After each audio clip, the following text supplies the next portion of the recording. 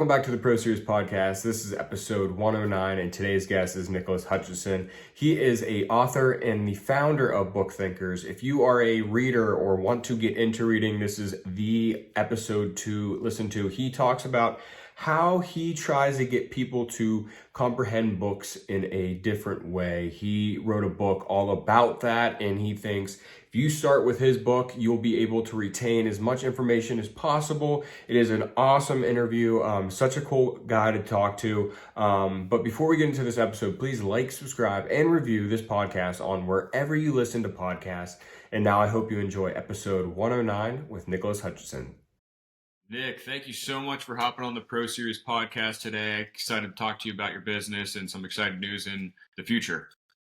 Yeah, Eric, I'm excited to be here. Thanks for having me on, man. And your audience, these are my people, small business owners, people in the space that you described to me. So I can't wait to provide some value and see what you want to chat about today.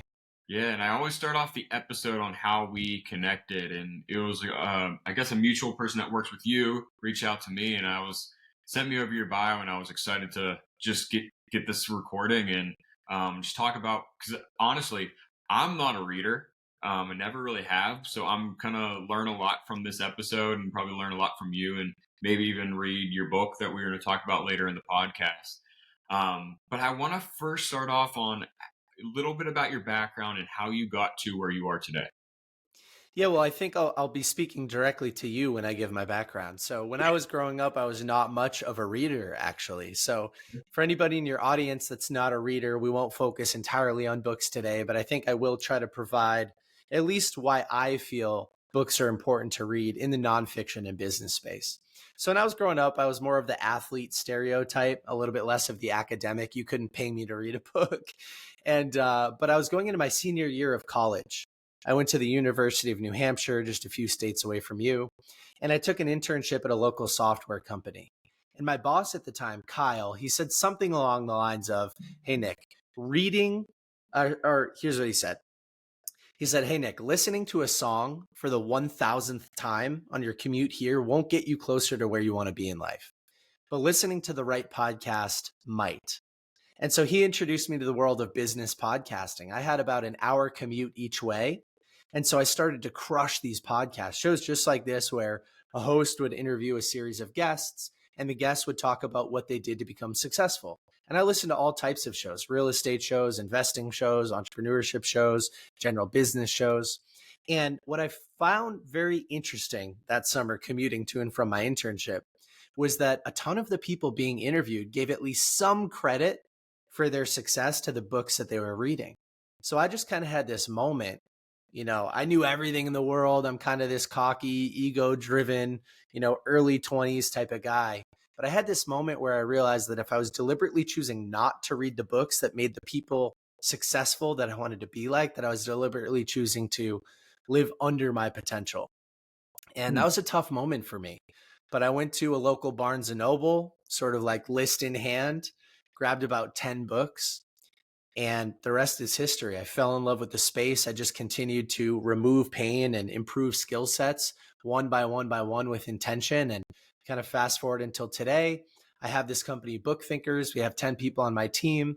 We support hundreds of authors a year in the nonfiction and business space, helping them promote and market their books more effectively. And now I have my very first book, which you mentioned, coming out, which is all about how to retain and implement more from the books you're reading. Because if you read a great book and choose not to implement it, nothing happens. No change occurs. And so I'm trying to solve that problem for people. Yeah, I like that quote that you said because, it is something that people just listen to music all the time. And not saying that music isn't a good motivational spark, because there are some, I'm a big country music listener, so there are a lot of motivational music, but listening to people that are experts in the goals that you're setting. I think people set goals, but they don't really achieve them or work towards them because either they don't know what they're doing or how to get there. But listening to these podcasts or reading these books get them to where they want to be and kind of give them the answer, because we're all going through life with no rule book. There's no Bible of life. These are great ways and great passages to get to where you want to be. Yeah, absolutely. And I think sometimes when I talk about reading for an audience that doesn't typically read personal development books, eyes kind of glaze over and things go in one ear and out the other. But I was that person too. Like less than Mm. 10 years ago, I had never read a personal development book. And like I said, you couldn't pay me to read these things. And so what I try to communicate is that I'm a normal person. I still listen to a bunch of music and watch Netflix and hang out with my friends. Like we were talking offline before we started that my team went to the Patriots game with me last night and we had a late night. It was a ton of fun, but I am very serious about my personal development as well. And I don't want to look back at the end of my life and wish, hey, I could have done more. I could have been a bolder version of myself. I could have studied more successful people because that would stink. I don't want to live a life of regret. Yeah, absolutely. So let's talk about. I was looking through your social media and saw a topic you were talking about was a poem of two wolves, and I thought it was very interesting, and I think it would cater to a lot of my audience. Tell us a little bit about that and like the background of how it touched you, and I mean in a physical way. And you have it on your body, but let's talk about that and what that can mean to an entrepreneur. Yeah, absolutely. Great question. And I appreciate you doing some due diligence. So it's maybe been a little while since I've verbalized this poem, but we'll see how I can do. Yeah. So imagine there's an elder Cherokee grandfather talking to his grandson. And he says, hey, grandson, there's a battle going on in all of us between two wolves. One represents all of the great things in life: altruism, gratitude, joy, comfort, peace. But there's also a negative wolf that represents all of the bad things in life: greed, envy, sorrow, darkness. And the grandson looks up and says, okay, so there's a battle. Which one wins? And the elder Cherokee grandfather says, the one you feed. And so I've always loved that poem because where you focus your attention, you'll get more of that, right? Mhm. And I've always tried to focus on the positive. And I loved it so much that I got this tattoo of the two wolves on my forearm. And there's a little bit more to that story too that's probably not in the Instagram post, which is that I got this tattoo while traveling internationally to Portugal. And the national animal of Portugal is the wolf. And so I traveled like an hour and a half outside of the city of Lisbon, kind of into the middle of nowhere, to find a guy that specializes in like these line work tattoos. And so Yeah. for those of you listening that can't see it, one side is more fulfilled of the wolf, like it's a little bit more realistic, and the other one is more of like a skeletal depiction, Yeah. kind of representing the more full side of life versus the hollow side of life. And so, how do I use that poem to my advantage? Always just trying to focus on the positive. I'm always trying to fight for the positive because I know if I reinforce the positive behavior, that I'll see more of that in my life. Yeah. And the reason why I wanted you to talk about this is being an entrepreneur and starting out as an entrepreneur is very difficult. You're going to hit the lows. So I think this was very important for people starting out or people that are veterans. And, you're always having this constant roller coaster and learning that always staying positive. And I just thought this was great for them to hear. Yeah, 1000%. And listen, I mentioned I have 10 people on my team now in varying capacities. We serve hundreds of authors a year. The business has been around since 2017, but my business was an absolute mess for the first 4 or 5 years. And we've only seen success in the last couple of years. So I know how tough it can be Yeah. starting out. And thankfully, I was able to read and implement so many of these business books and read about other people's entrepreneurship roller coasters so that I realized like, it is kind of normal to have that experience for the first few years. Yeah. Well, let's jump into how did you start your business and why did you start your business? Was there a turning point? Yeah, so I had just discovered these books. I went into my senior year. I spent my senior year of college reading all of these books. I knew that I wanted to start a business one day. And so I met up with a couple of friends. And the first version of Book Thinkers, the first idea was actually to build a mobile application for readers so that they could organize the notes from the books they were reading and retain more. Now, spoiler alert, that app never came to fruition. In fact, it failed and we spent tens of thousands of dollars and tons of time invested in that, and it didn't work. But what did work is we started to build an audience in anticipation of releasing this app. So I started to post book reviews. I was just sharing the books I was reading on social media. And when the app failed, it was right around the time that we started to get a little bit of traction on social media, and authors would reach out to me and they'd say, "Hey, Nick, your audience on social media looks a heck of a lot like my target reader for this book. Can I pay you for a book review?" And so here I am thinking that's the coolest thing in the world because I'm reading these books for free in my spare time. Now I'm being paid to read these books.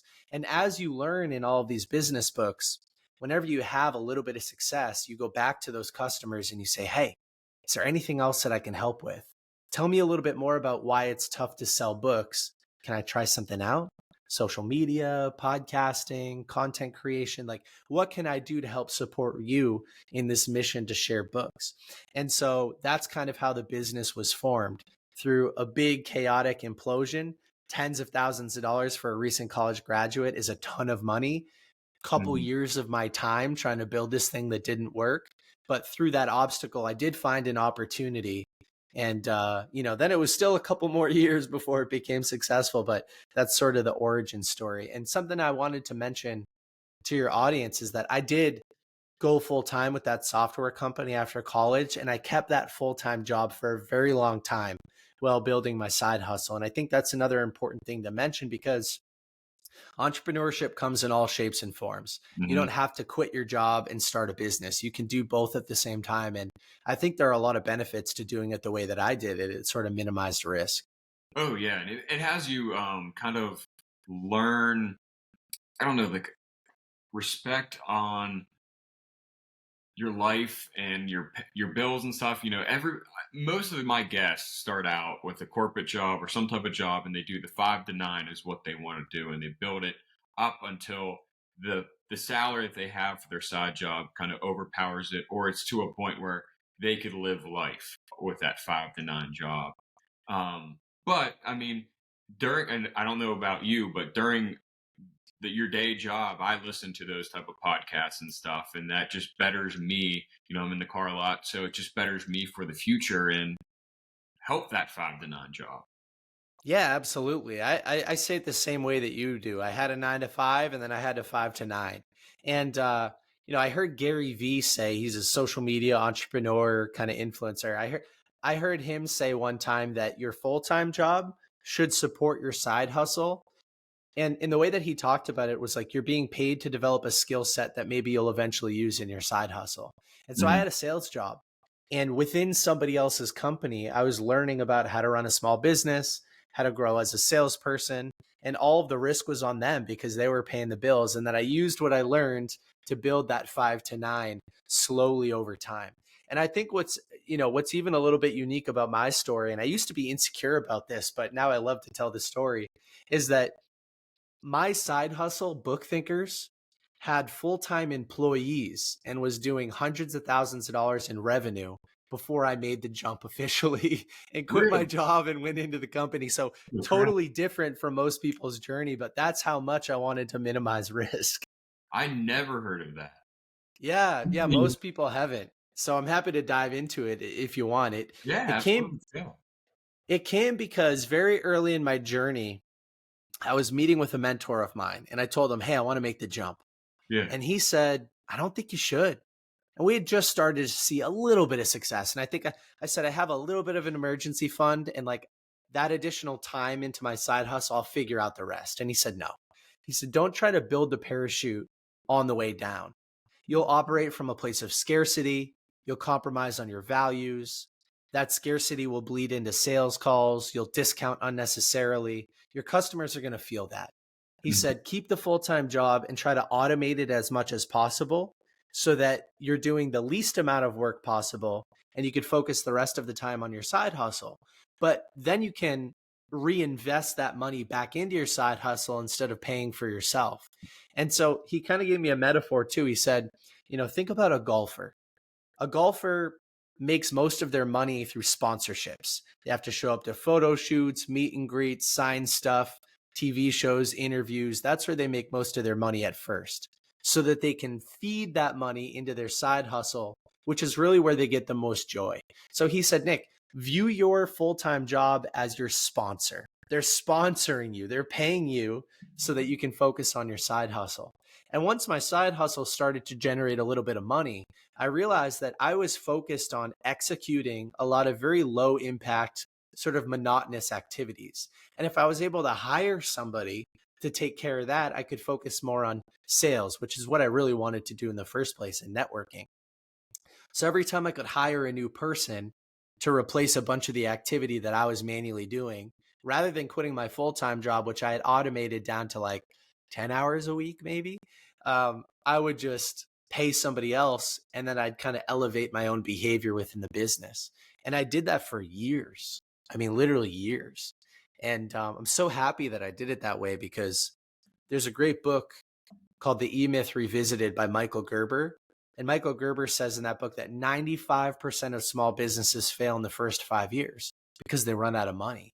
And I knew I wasn't going to run out of money because somebody else was paying the bills. So that's kind of a little bit more detail on that full story. That's a smart way to think about it, though. I've never heard anybody jump in it like that, but that's smart. Yeah, I was insecure at the time, though, because here I was being interviewed on podcasts about my big business book thinkers, right? But I wasn't even full time in it. And so, yeah, it was strange, that's for sure.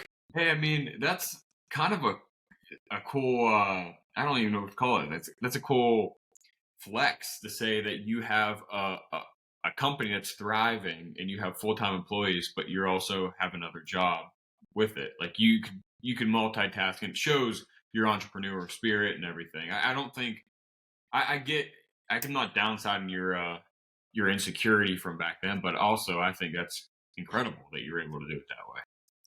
Yeah, it is unique. You're right. I haven't heard a lot of people do it that way, but for me, the goal was to minimize risk. And Yeah, I had read somebody say one time that success and failure, they are the same road, but it's just people that can persevere a little bit farther that make it to the success point, right? Navigate a few more obstacles, be able to endure a few more financial hiccups. And yeah, so there were plenty of times where I realized now in hindsight that if I had jumped sooner, I wouldn't have been able to overcome that issue. And I probably would have given up on the business just because I couldn't have afforded it anymore.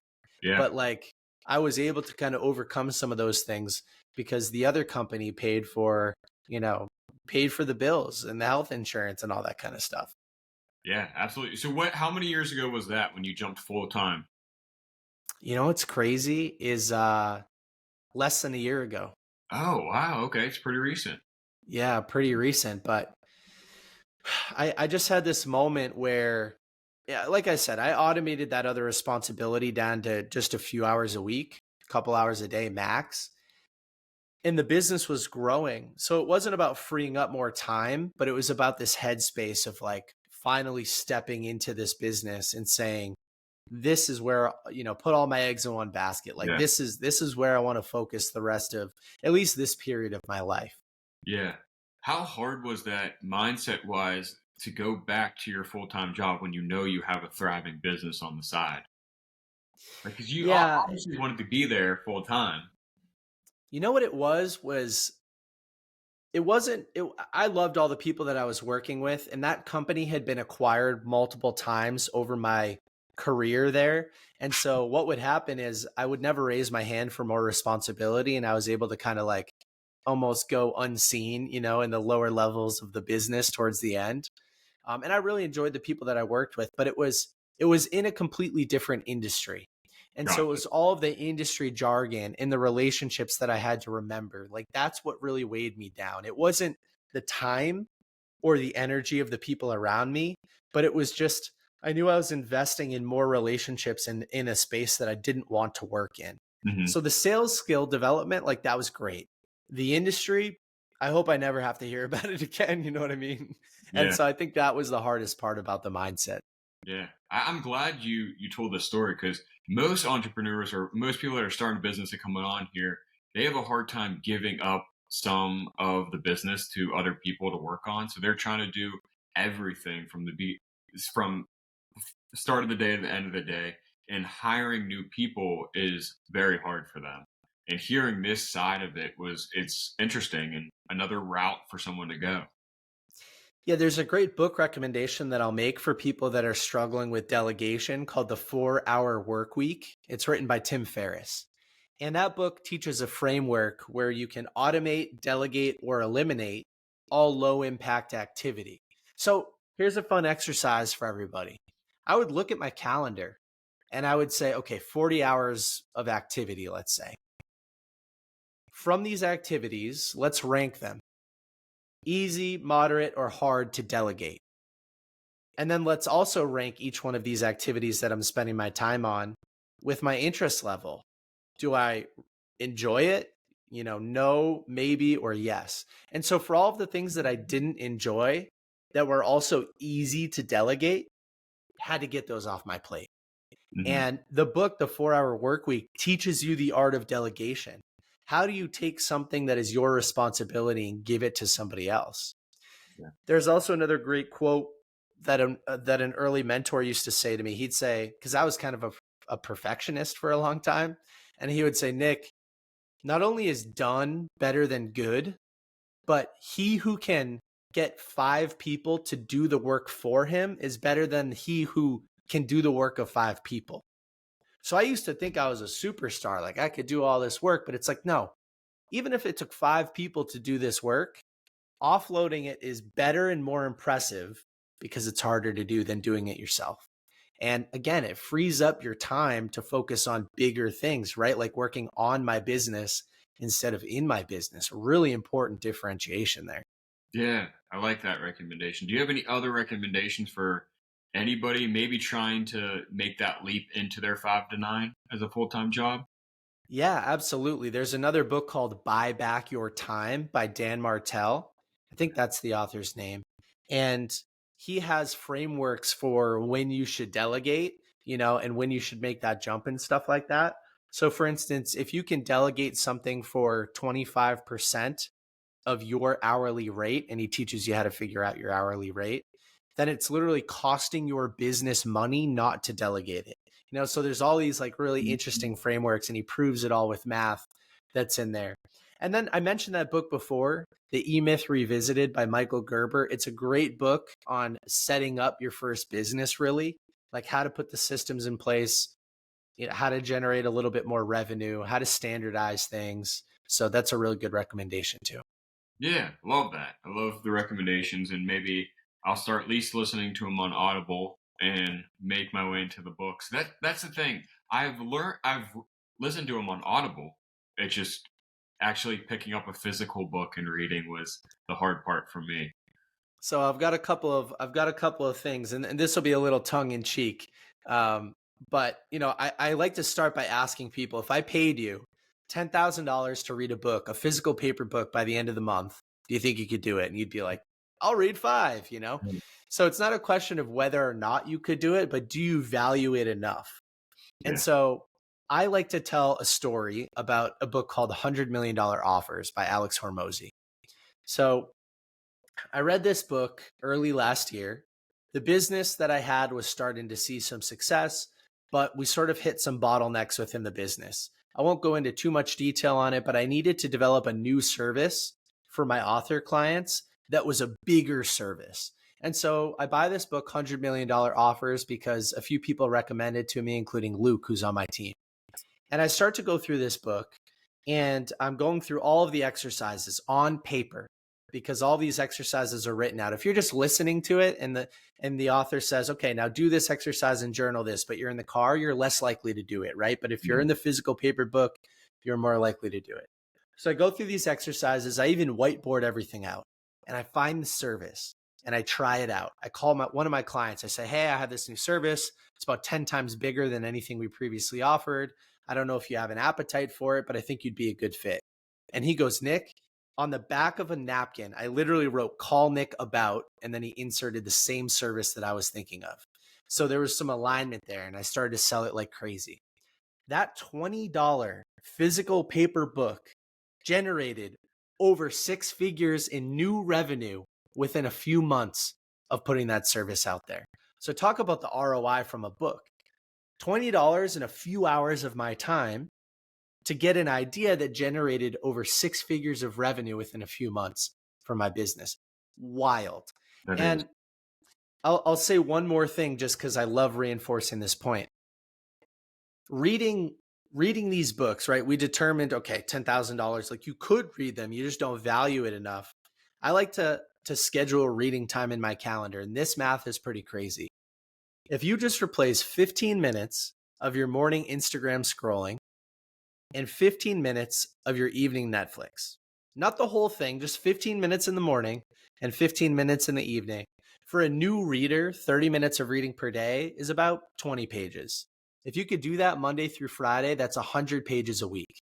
And if you can do that over the course of a year, these books are only about 200 pages on average these days. That's a book every 2 weeks. That's 26 books over the next 12 months. Meaning, in my world and language, like that's 26 different problems you can solve or 26 different skill sets that you can develop further over the course of the next year by replacing something that, you know, probably pretty insignificant over the long term, right? Yeah. Instagram Reels or TikTok or YouTube Shorts. And then Netflix, like I always joke with my wife now that I don't even remember the main characters on shows we watched 3 months ago. So it's like, that's not serving your future self. So just replacing 15 minutes in the morning and evening with these books, you never know what can happen. Yeah, it sounds so little. I like how you broke it down into how many you could actually read throughout a year if you just did those 15 minutes. Yeah. I mean, most people are on TikTok for a couple hours at night before they go into bed, and that's great for your sleep schedule and your mental health. So, so Kills me. yeah. Well, I want to finish off on promoting your book. Let's talk about that and why now. Yeah, so over the last couple of years, while I built my community on Instagram, we have about 150,000 readers in our community.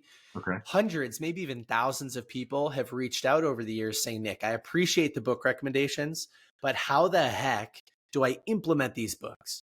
Like transforming information into action is not something that we're typically taught how to do. So you can read a book on dating, but you never ask anybody out. You read a book on starting a business, but you never start one. You read a book on improving your sales skills, but then you never even apply like what you learned in the book, right? So what's the missing gap? So I've been able to do this very effectively for years. So I would always respond to people. I'd send them a voice note, a DM, I'd type out an email, maybe jump on a quick Zoom call. But I always felt like I was underserving my community for two reasons. Number one, I could never communicate everything that I wanted to given the medium. And then number two, I also couldn't articulate everything I was doing. Like I was doing things, but I didn't really know what I was doing. So I decided to write a book on it. And I started to observe my own behavior almost from like a third party perspective. Like when I read a book, what the heck was I doing that was different than everybody else? So building my business, improving my relationships, improving my health, improving my happiness and headspace. Like what the heck was I doing with these books? And so that's what I've decided to write. And it's available November 1st. It's called Rise of the Reader. And the subtitle is Strategies for Mastering Your Reading Habits and Applying What You Learn. So I talk about in the book some of the things that I just mentioned, how to value these books. And I tell some stories about it, just like that $100 million offers one, how to schedule reading time in your calendar, how to set an intention for each book you read, how to take effective notes and read effectively, and then how to implement. And I think that's the most important piece, how to take that information and create actual measured results from it. And so if anybody in your audience is interested in improving what they get from each book they read, like the other books they're already reading, this is a great place to start and then apply what you learn in my book to the other books that you're reading. That's awesome. How long did it take you to write this book? Dude, about 3 years. Really? It was a hard process. I thought that, you could just, especially when you're disciplined, like I'm pretty disciplined in general, morning routines and habits and biohacking and all that. I was like, I'll just be able to sit down, write for an hour a day and get this done in a couple of months. But it was so much harder than I thought it was going to be. I bet it was. Is this going to be just the start of your book writing career? I think so. Yeah, I'm 29 years old, so I had a little bit of insecurity around that too. Like, am I old enough, mature enough, experienced enough, credible enough to write a book? But I realized that I have so much to offer that 21-year-old version of myself who just started reading these books for the first time. I have so much to offer that person that, you only need to be one or two steps ahead of the person you're trying to help in order to provide value. So yeah, I think so. Oh yeah. That age thing I think anybody, I'm 28, and I think we've all kind of gone through that for credibility of, I started as a designer, and I'm like, does someone trust me with like thousands and thousands of dollars worth of renovations in their house when I'm 22 coming out of school? But yeah, that's a topic that we talk about a lot on this podcast, and it's very hard to overcome. And I feel like everybody kind of goes through that. Yeah, I think so too. Imposter syndrome, as Yeah. it's typically called. But you know what? Great time for me to put this out. It will be available also on audio. So Okay. I'm reading the audiobook. So if anybody didn't hate my voice too much, you could check out the book. On November 1st is when the audiobook is released, but it's also a physical paper book, Kindle, like whatever people want to consume. And like I said, if you're already reading books on negotiation, sales, entrepreneurship, and you're just finding it difficult to implement them, Mhm. then take a minute, get this book, read it, and then use what I teach you to get more from these other books. Because there's an opportunity cost to reading something and not fully implementing it. Oh yeah, that's absolutely. I mean, sometimes we just I listen to an interview or like a TED talk or something. I'm like, what did I just listen to? I was there the whole time, but what did I actually learn, and how can I implement that in my life? So this is maybe I'll just start with that, and then I could get into those books and start reading and understanding what I'm reading and implementing into my life. Yeah, man, I'd love it. Listen, every single pre-order counts. That's for sure. Absolutely. Yeah. So let's finish off on where people could follow you on Book Thinkers and on your personal social media, and say it one more time, your book title and when they could purchase it. Sure. So I have a fun thing that I like to do for people. I like to play a little bit of like a book matchmaker role. So if Okay. anybody in your audience wants a custom book recommendation from me, then go to Instagram, check out Book Thinkers. Eric, maybe you could throw it in the show notes, just a Oh, I link definitely over will. there. It's spelled just like it sounds. And DM me. Tell me about a problem that you're currently facing or a skill set that you'd like to develop, and I'll provide a book recommendation. And I love to even follow up with people after a few months and ask, did you enjoy the book? Like, what'd you get from the book? That type of thing. Or pre-order or purchase a copy of my book, Rise of the Reader, Strategies for Mastering Your Reading Habits and Applying What You Learn. And I'll send Eric a link to toss in the show notes as well. Just that goes to Amazon so you can check it out.